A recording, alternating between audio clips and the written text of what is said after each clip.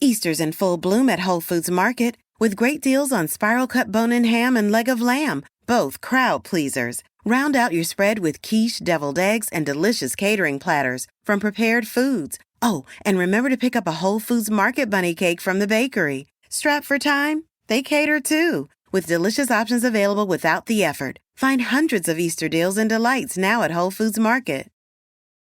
If you need to hire, you need Indeed. Indeed is your matching and hiring platform with over 350 million global monthly visitors according to Indeed data and a matching engine that helps you find quality candidates fast. And Indeed doesn't just help you hire faster. 93% of employers agree Indeed delivers the highest quality matches compared to other job sites, according to a recent Indeed survey. With Indeed, everything hiring is all in one place, and it makes it so easy. Leveraging over 140 million qualifications and preferences each day, Indeed's matching engine is constantly learning from your preferences. The more you use Indeed, the better it gets. Join the more than 3.5 million businesses worldwide that use Indeed to hire great talent fast. And listeners of this show will get a $75 sponsored job credit to get your jobs more visibility at Indeed.com/podcast. Just go to Indeed.com/podcast right now and support our show by saying you heard about Indeed on this podcast. Terms and conditions apply. Indeed.com/podcast. Need to hire? You need Indeed. Welcome to Sugar Coated Murder Podcast, a brilliant true crime podcast hosted by two zany sisters, all while baking up delicious treats in their kitchen. Here are your podcast hosts, Karen Devaney and Ann Varner.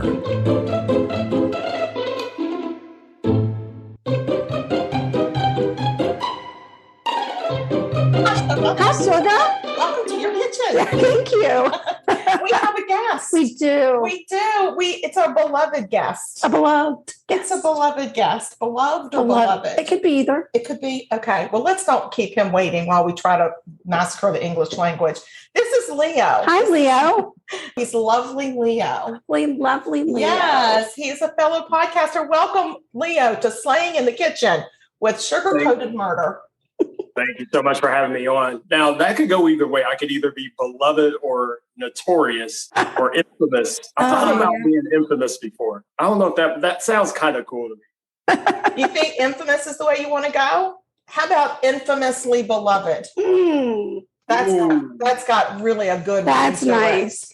Yeah, it's got a big title. Sounds like big. You can start just signing off on all of your stuff. I be Leo, and it's infamously beloved emo. I might start doing it. I might think about that. Yeah, you should. Leo, tell us about your podcast. Yes. Well, my podcast is voluntary input, and like pretty much every podcast nowadays, it can be found literally everywhere. But the easiest way to find out all the places you can find it is just go to voluntaryinput.com. There's all the links for all the places you can listen to it. And also all the episodes are there as well. We also do video, so you can go check out the video versions of the podcast as well.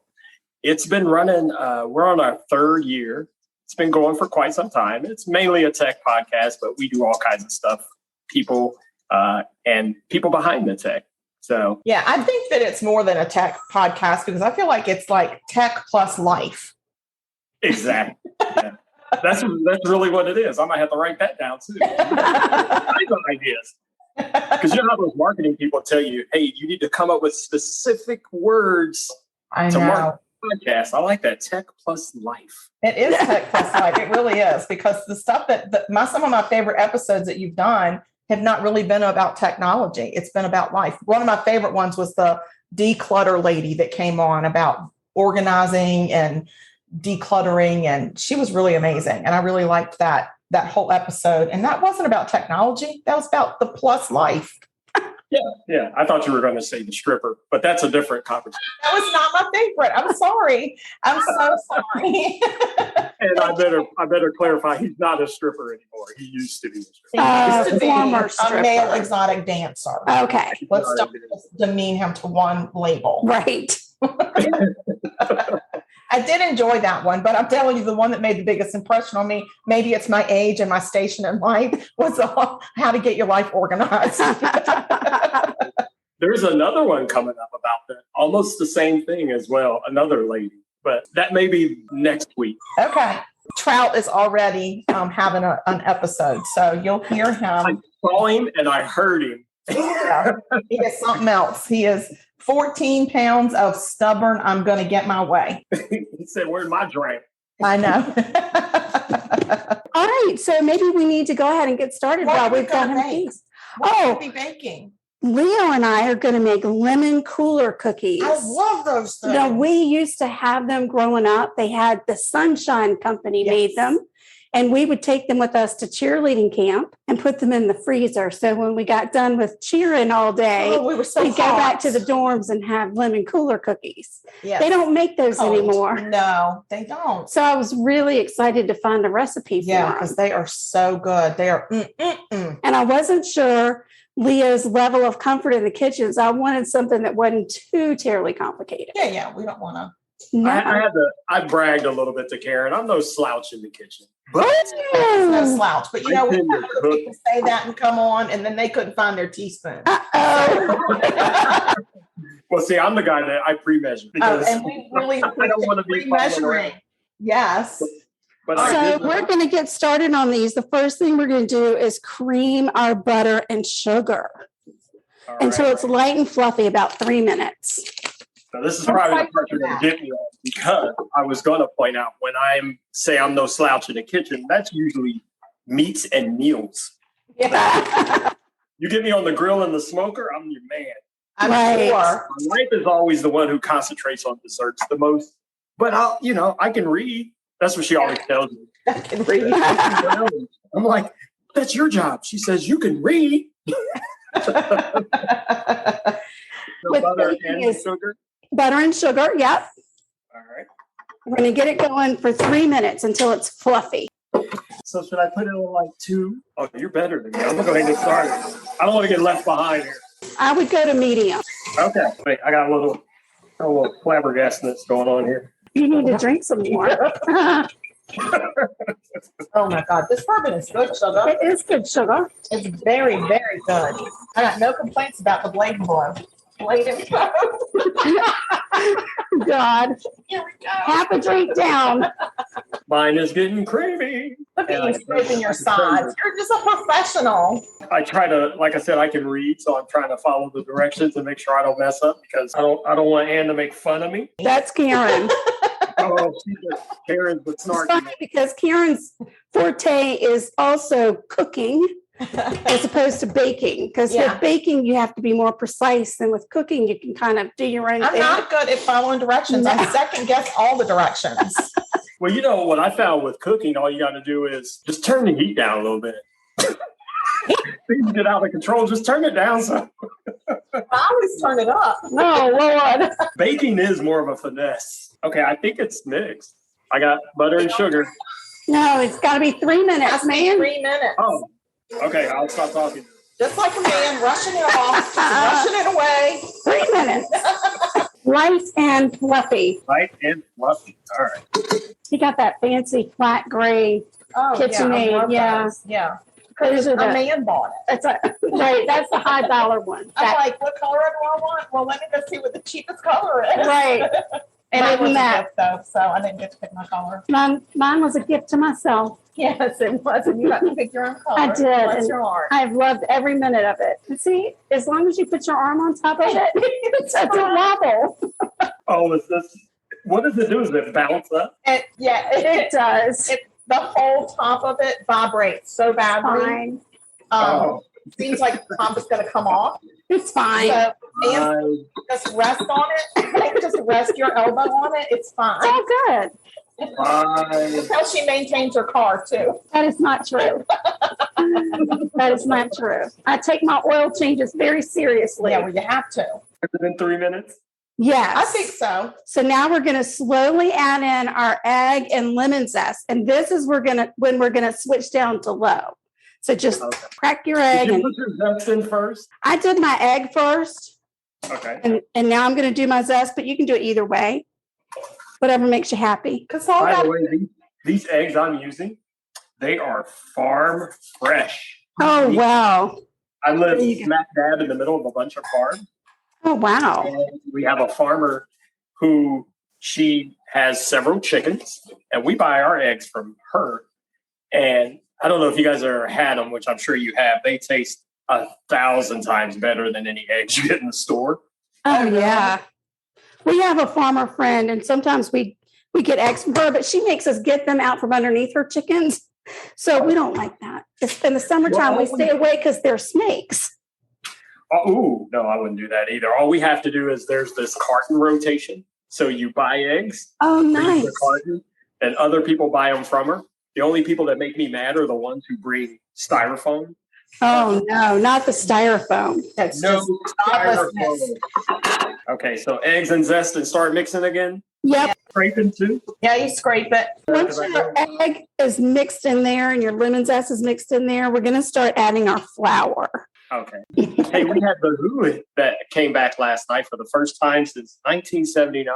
Wow. Oh my gosh. Why so long? Oh, you guys never heard of the Great Who concert tragedy? Oh, no. But real quick before I go on, did you just put all your flour in there? No, I just put a little bit. She just puts like a little at a time, like maybe a third And at a time. I dumped the baking powder into the flour, I did too. and then I'm just putting a little bit in and mixing it and a little bit more and mixing that. Okay. So in 1979, you guys know when you go to concerts, that standing room only where you just walk in. So you have the regular seats down on the floor where you pay good money for those tickets. But then the Right. rest of the seats on the outside, you just it's called general admission. Yeah. Well, they had the doors closed. This was at our old Coliseum called Riverfront. And all these people, young people, were outside waiting to get in. Just waiting to get in. Then they could hear the music start. Well, everyone started pressing forward, trying to get in. No. And, long story short, 11 people got killed. People were getting trampled and just crushed to death. This that's crowd awful. just pushing, trying to get in. Wow. Horrible. Yeah, so the Who never came back until last night. Wow. Big event then. And did anybody die last night? No, not That's at all. good news. Everybody was well behaved. Yeah. Good. Well, we learned a lot from that first tragedy. A lot of venues did. So, Yeah. okay, I'm starting mixing again. Oh, Leo, while you're mixing, tell us how you got into podcasting. So for me, it was more of a, I just wanted to see if I could do it. I had been listening to podcasts for several years, and I had quite a few favorites, and it was just always fascinating to me and interesting. And I'm like, I'm kind of a naturally curious person. So sometimes something will just, what do you call it? I get a wow hair. Yeah. I'm like, I just wonder if I could do it. And so that's how it all started. And Well, look at you. Nice. That's very brave. well, I was like, I want to find out how you do it. What's the technical stuff in the background, which was really what was interesting to me. And then how to pull it all off. And you've pulled it off. Look at you. And I can bake. Somehow you've managed to show up on our podcast. I know, which is really impressive. And so far, you're baking on the podcast. I still feel like yours are going to come out better. What? No way. You're the pro. So the key is don't overmix. As soon as you've got your flour mixed in, then stop mixing. Okay. I think we're just about there. All right. Nice. Does it smell lemony? Yes, it does. Karen's already scooping in. See the pro over there. So what we're going to do once it's all together is we're going to roll them into balls. And then once they're rolled, we're going to flatten them just a little. Okay. All right. Well, I'm going to do it the bougie way because the recipe A says scooper, don't you? scoopers. Scoopers are good. Do you have a scooper? I You do, use two. but I think my scooper is going to be too big. Yeah, I think you've got a big scooper. But again, you're the pro. I need a mini scooper. Put that on my Christmas list. Yes, please do. A Oh, mini my. scooper and a mini Cooper. See which one you get first. Okay. All right, so y'all are rolling. We're going to roll them, And then them. you very, very gently mash them a little bit. Yep. And then, yep. So they're like a little button, a cute Oh, little a button. I thought button. you were going to say a butt. Button. All right. Not going Then we're going to bake I want them. cookie butts. And then we're going to roll them in powdered sugar and lemonade mix. That's so fun. How's it going over there? Going good. Chugging right along. Okay, they're about to go in. Was it 10 minutes? 8 to 10. So we'll check them at 8 and see how we feel. Get your timer set. Timer is set. So I hear you guys have a murder to talk about. We do. Leo, where'd you go? There he is. Hi. I was cleaning. I know you were. So, did you have a chance to look up anything on this murder? Well, I read through it, and there's a couple of things that fascinated me about it. Okay, well, let's go through it. I'm gonna tell. Ann has no idea what we're doing. No, I don't know. Okay. So we're talking about the Wisconsin suitcase murders. Murders. Murders. Mm-hmm. Murder. Oh, Suitcase was murdered. no way. Yes, it really was. Oh my. So I'm just going to take you on a little prequel to this event. Okay. Okay. Back in 2001 in Milwaukee, a stripper or an exotic dancer Thank you. goes to the apartment of a man whom she said had invited her over for a drink in a private show. That happens. We watched that show Striptease, and she went over for a drink in a private dance. Oh, gotcha. Remember, it happens. Once inside, the man walked her towards the bedroom and then pushed her inside the bedroom, locked the door, and then threw her down on the ground. Well, that's not nice. It doesn't sound like the drink was happening first. No. So she said to him, "Are you going to kill me?" And he responded by saying, "Are you going to have sex with me?"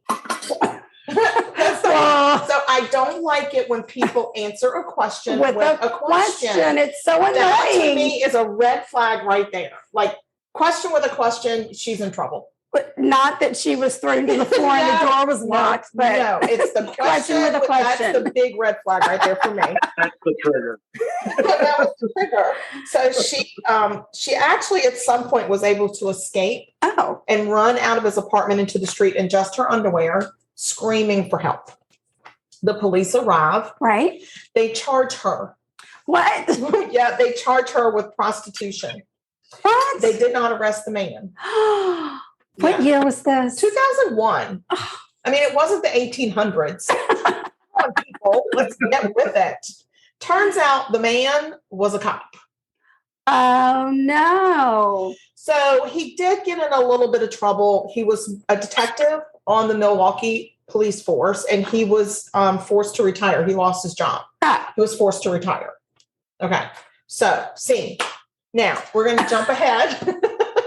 Fast forward. Yeah, we're going to fast forward to June 5th, 2014. Okay. All right.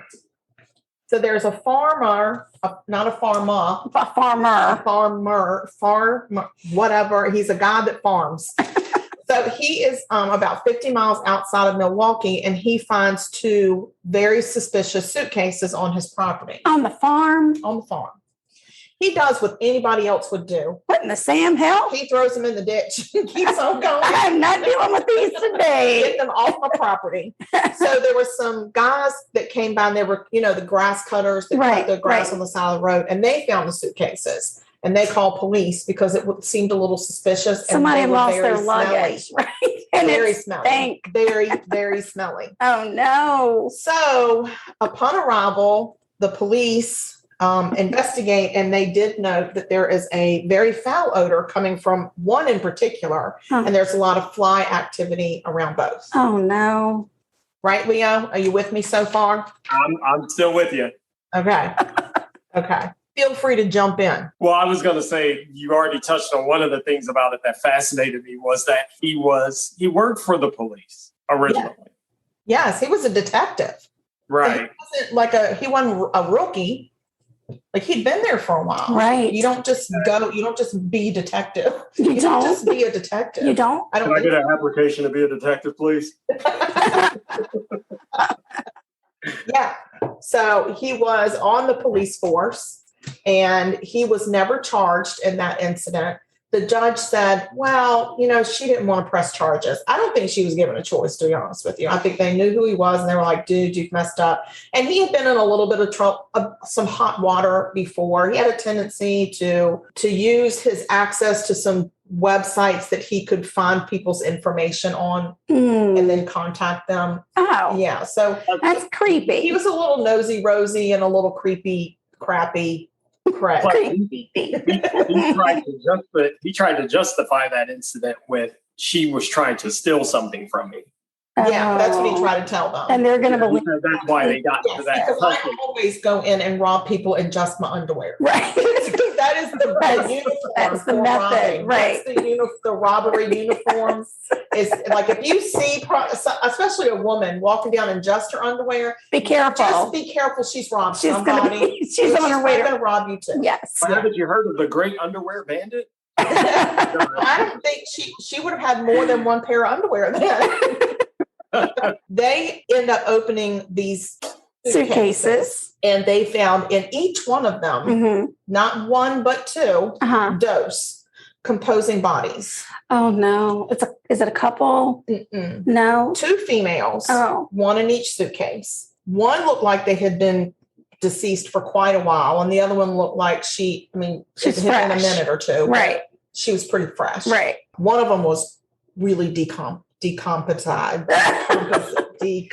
Yes. She was rotten. She's rotten. She was rotten. It was real bad. So let me tell you about victim number 1. Okay. She had a rope around her neck, Mm-mm. a ball gag strapped to her mouth, Oh no! and she had a collar around her neck. Oh my! Yes. And this detail is important for what happens later. Okay. The collar. The collar and the ball gag. Okay. And the hands being tied. Yes. That is pretty important. Okay. That is. So victim 1, they were able to identify her via dental records. Very professional. Yes. Turns out she's 37-year-old Laura Simonson, Mm-hmm. and she's the mother of 7 children. Oh. So Laura had been reported missing by her mom in November of 2013. Okay. She's listed as a vulnerable adult Oh due no. to her history of mental illness. Oh no. Yeah, very sad. Her dad told investigators and news reporters, because I guess he just wanted to talk about it a whole lot, that his daughter Laura often listed ads on Craigslist as an escort. Oh no. And her children had been placed in foster care in 2010 because she had a lot of issues. Sounds like it. It's 3 years after is when she went missing. Detectives were like, well, let's go on Craigslist and see, what she posted. Let's see the activity. Well, they come across this very interesting ad on Craigslist that had been posted by one of Laura's friends. Oh, just a minute. It's been 8 minutes. Holy moly. You need a little bit more time. What do you think? Let's see them. They're a little mushy. I think that they need a little bit more time. Yep. What do you think? 2 minutes. Anne said 2 minutes, Leo.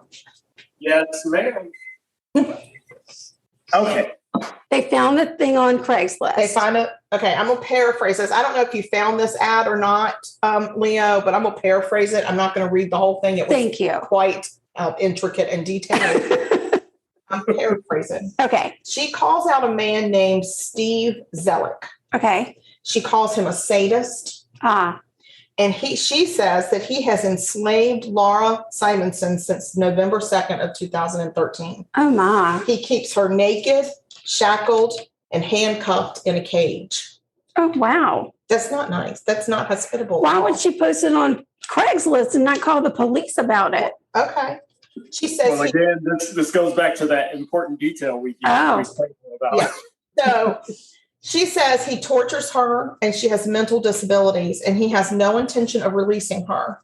She gives a website where Steve openly talks about enslaving and torturing women. And I'm not going to give the website because it is a website that is dedicated to that. So I'd like that website taken down. Right. She gives his username, his email, and his phone number. Oh, nice. Way to go, girl. She put it I all love out it. there. And she says that police are aware of the situation, but they can't seem to find where Laura is being held. For heaven's sake. Mm-hmm. So she pleads for help in finding Laura and freeing her from her captor. Mm-hmm. So the police are like, oh, well, we'll go talk to Steve and see what he knows about Laura. Right. Well, the first time he goes by there, they go by there, they say, hey, there's this girl, Laura, and she's missing. He's like, yeah, I haven't seen her in months. And like, okay. And then they were urged to go back. And I think some other detectives went too, because there were 3 different counties involved in And that. is this the same guy that in the beginning? Just a minute. It's been 2 minutes. I'm going to check on that. I can't talk fast enough. I still feel like they're mushy. I think they're just blonde. Mine are done. But if you feel like you want yours to go a little longer, you're more than welcome to. The thing about it, Leo, is when you take cookies out, they continue to cook for a little bit. So you don't want to get them too done. That's kind of like when you rest meat. Exactly. Your cookies got to rest. They're a little soft. So these cookies, we're going to leave them in the pan for a little bit, and then we're going to put them on a cooling rack because they have to cool completely before we toss them in the sugar. So they got to cool for 10, Leo. They asked this Steve dude, hey, and he says, hadn't seen her in a few months. Yeah, I haven't seen her in a few months. And this is early on in the investigation before the 2 suitcases are found. Okay. They had gone by because they had been contacted. Oh. He's keeping her, he's got her. And so they were like, knock, knock, knock. Have you seen Laura? No, haven't seen her in a while. And they're like, okay. And then these 2 suitcases show up and they're like, maybe we'll go talk to Steve again. Right. Maybe. I mean, just maybe. So Steve right now is working as a security guard. Because in 2001, he was forced to retire from the police force, but he was never charged with anything. So now he's got a clean record and he can go and be a security guard. So they just let him retire? They did. They absolutely did. Wow. They go back to talk to him and he was like, okay, Laura was here. I'll admit to that. She was here. It was completely consensual. And I accidentally killed her in 2013. It was an accident. Of course it was. An accident. Yes. And the way they found her body, it seems like it was very accidental. Yes. And the reason I put her in the suitcase is because I already had one person in my freezer. Oh. I set them both in. Oh, okay. So he needed a bigger freezer. Yeah. He needed like the one that we used to have in our garage. Right. The big, right. Yeah. Like the buried body in that one. Yeah. A couple. Yeah. I'm sure our parents thought about that more than once. Of course they did. How many children can I fit in that freezer? How many children? We have 3. Surely we could fit them in. So anyway, he says, I put her in the freezer. I had another one in the freezer. So I put her in a suitcase. And then I was like, well, I might as well put the other one in the suitcase too. So he's like, I had 2 suitcases. I was driving around in my car and they started to smell. Right. So, yeah. Well, that makes sense. He said, what happened was this first girl that was in what happened was the first girl in the freezer, he accidentally killed. Oh, okay. So they were playing some choking games. There was some S&M type of stuff. Yeah, some S&M stuff, some rough sex. Roughies. And so she had the nerve of dying in the middle of that. So he just needed to work on his technique. Maybe. Obviously, it didn't go well with the second one either. So when he had to put that girl in the freezer in 2013, he went and found Laura to replace her. Right. He didn't know who that girl was in his freezer. Oh, she's just a rando. She was a rando. I mean, now they got to go figure out who this girl is. Like, who's Jane Doe? Right. This Jane Doe in a suitcase. They were found on June 5th. By the 25th, they had arrested Steve, which I'm really happy about this time. They charged him with 2 counts of hiding a corpse. That's it? That's what they charged him with. And they set his bond at first at $1 million. And then after a hearing, another judge upped it to $2 million. Okay. Because there's so many counties that are involved in this. And they felt like he was a flight risk. Okay. I feel like he was a flight risk because he still had friends, I guess, in the police department. I don't know. Yeah. They need to ID Jane Doe. So they put a description out to the public on like all of her attributes, her tattoos, her things, all her things. Right. And a family from Oregon comes forward. They don't come by. They don't stop by. They come forward. Okay. And they think it's their girl, Jenny. Okay. And I think she was 21. One article said 21. One article said 29. So I'm going to say she's 26. She's in her 20s. She's in her 20s. Right. So dental records do confirm that it is, in fact, Jenny from Oregon. Oh. In fact, the suitcase that Jenny was buried in was the one that Jenny left Oregon from to go out to. She got buried in her own suitcase? Yeah. I mean, that's rude. Wow. That's low. Right. Finally, he goes to court and they charge him with double murder because he keeps saying, listen, it was consensual. It was an accident. But the DA says, I know you say it's an accident, but you choked not one girl, but then choked another girl the same exact way and killed her that way. Right. And they could tell this girl had her hands bound behind her he didn't even uncuff her when he stuck her in the suitcase. Like he didn't take any of the, I don't know what those things are called, instruments of death. I don't know. But one of those things that you use like in the boudoir. Right. So those things, he didn't even remove them. He just they were on her and he just stuck her in the suit, like take her hands out from under her back. Right. So they knew that something was nefarious.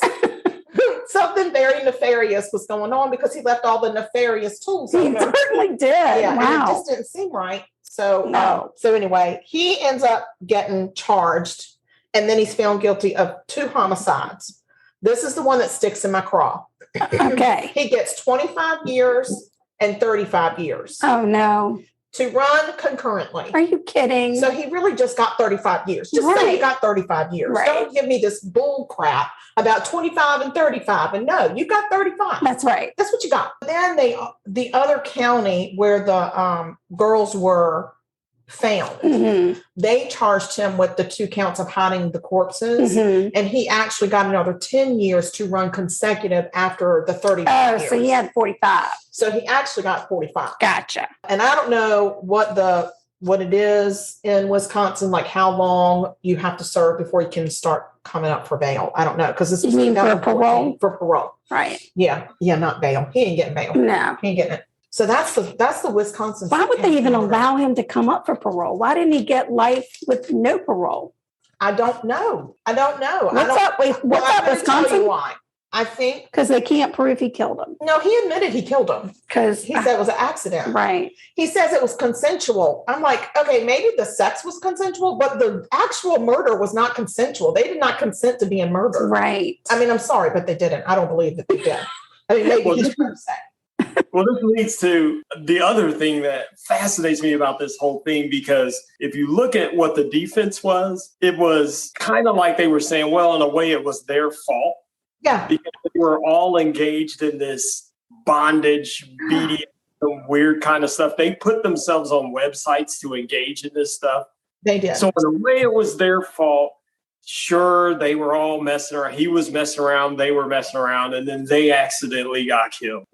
So in a way, they were kind of saying, well, these women, it was kind of their fault because they were taking part in this stuff, which can be dangerous. I mean, if you have somebody put a ball gag in your mouth and put your hands behind your back, okay, maybe you might accidentally asphyxiate. So was it my client's fault that you sought that out? That was literally the whole defense. That was, and the websites that he would troll. Right. He was very open about what he wanted to do. I mean, it was torture.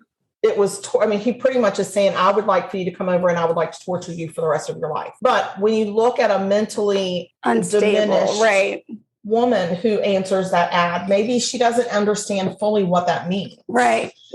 And this other girl, Jenny, she had moved to Wisconsin from Oregon, and she had told one of her friends that she was going out on a date with a man. And then she was never seen again. She didn't say, hey, I'm going to go. I mean, you'll never see me again because I'm going to go be a slave. Right. I'm going to go be enslaved in a dungeon in a cage with handcuffs and the boudoir accoutrements. Right. Because sometimes you see ads on places and the terms are negotiable. The terms do see. I don't think he was negotiating. So, I mean, she could have maybe thought, all right, well, I'm going to negotiate with him when I get there. Maybe it won't be for life. It'll just be like for the afternoon, and then we'll date. And maybe he's a good guy. He could be the one. He could be the one. He was not the one. No. He will not be. Maybe there could be a ball gag from time to time. Who knows? I mean, whatever. Instruments of death for me. Right. Well, hopefully they've got those instruments in prison so he can continue to enjoy. I hope that he is now enjoying the instruments the way that those women did. That's my absolutely. Because I really feel like this guy's a monster. And I feel like it was a missed opportunity in 2001 to maybe get him off the street for a little while. And maybe this wouldn't have happened. I'm not going to say it wouldn't have, because I don't know if he would have been rehabilitated in jail. That doesn't happen. But all right, are you putting it on the cooling rack? I'm going to go ahead and put mine on the cooling rack because our timer's getting ready to go off. Oh, okay. Are you putting yours on the cooling rack? Yep, because I saw Karen get up. I saw Ann get up. I'm sorry. I know. I watch her too, because she'll just start doing stuff. She's like doing stuff. You're like, what are you doing? Oh, I'm done. You gotta watch her. Well, and I don't know how you like the temperature in your house, but I keep it very cold in my house. So it shouldn't take these cookies very long. They're probably freezing by now. They're probably refrigerator cold by now. But it's also 90 degrees and 89% humidity Gosh, it's so humid here right now. Well, we finally got back to spring. So we had 2 days where it was like that, where it was like, and this is Ohio, it would be 80 or 90 degrees, high humidity. And then boom, the next day it's spring. So I have all the windows open.